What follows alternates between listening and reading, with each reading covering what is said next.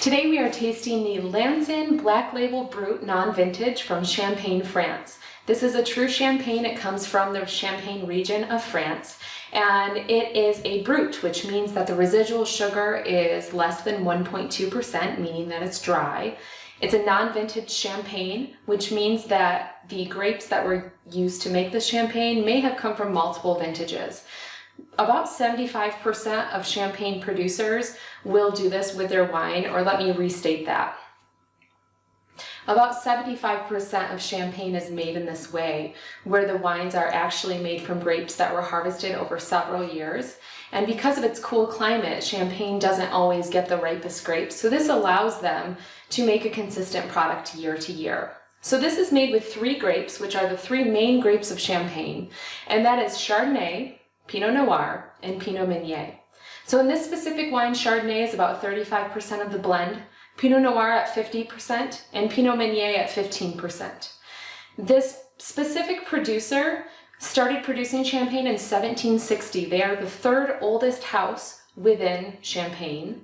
And there are very few houses that do not use malolactic fermentation when producing champagne.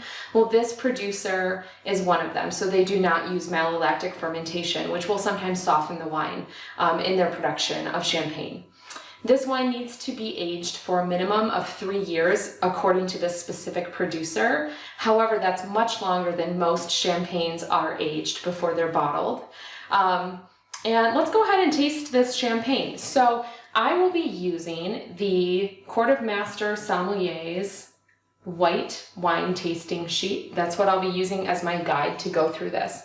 So the first thing I'm going to do is hold it against a white surface and kind of look into the wine, look through the wine, and decide what color it is. My options are straw yellow and gold. And this is actually a pretty, it's straw, but it has a little bit of golden or amber tones in it. It's really pretty.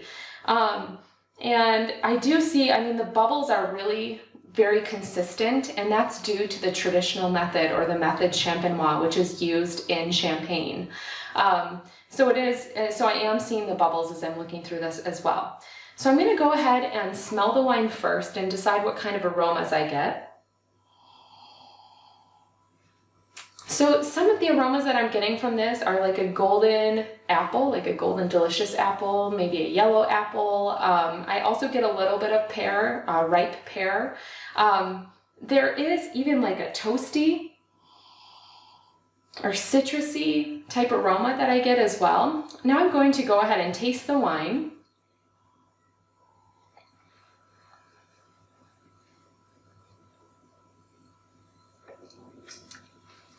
And as I taste it, I really just let it sit on my palate so I can absorb all of the flavors. And let me tell you, the flavor of this wine is so much more powerful than the aroma was. I'm getting flavors of very ripe golden apple, ripe Bartlett pear.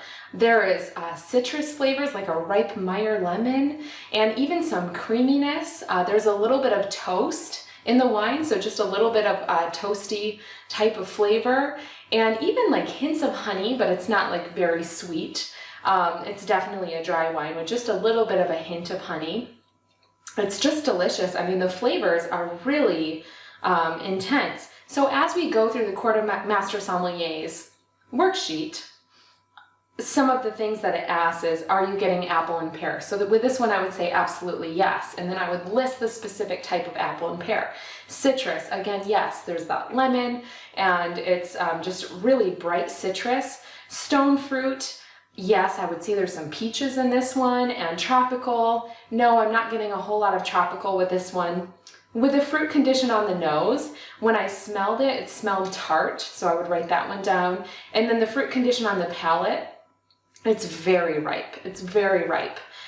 For non-fruit flavors, there is a little bit of floral. Now, when you're thinking about floral, you can kind of think about, if you don't know all of your flowers, you can think about white flowers, yellow flowers, purple flowers, and red flowers. And in this one, I really get maybe like a white flower, like a very floral white flower, like a lily or something. And there's not a lot of herbal or vegetal. There's not botrytis. It is a little nutty and it is a little yeasty. I can tell that it's been aged on the lees. Lees in French means yeast, and that gives it that, that toasty type of flavor. It's not really buttery or creamy. There's no wet leaves or mushrooms. There is some inorganic earth, so there is a bit of minerality, and the soil that is used in Champagne kind of gives this wine that minerality. And then for new oak, let me see if I can taste any oak on this one.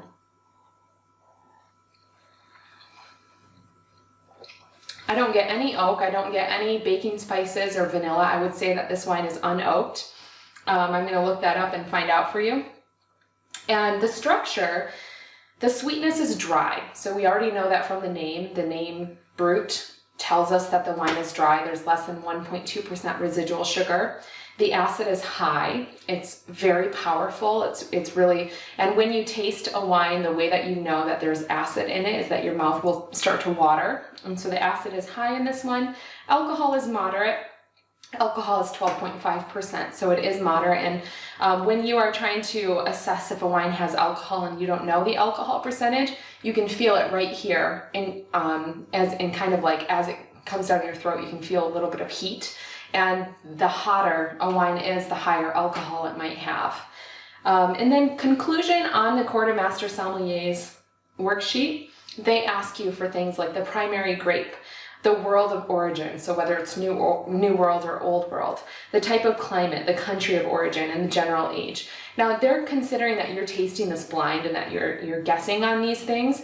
In this class, we are not tasting it blind. We are using it as a guide. So you can go ahead and just skip filling out that section. But if you were tasting it blind, it is kind of fun to try and guess, which grape varietal am I tasting and how old do I think this wine is?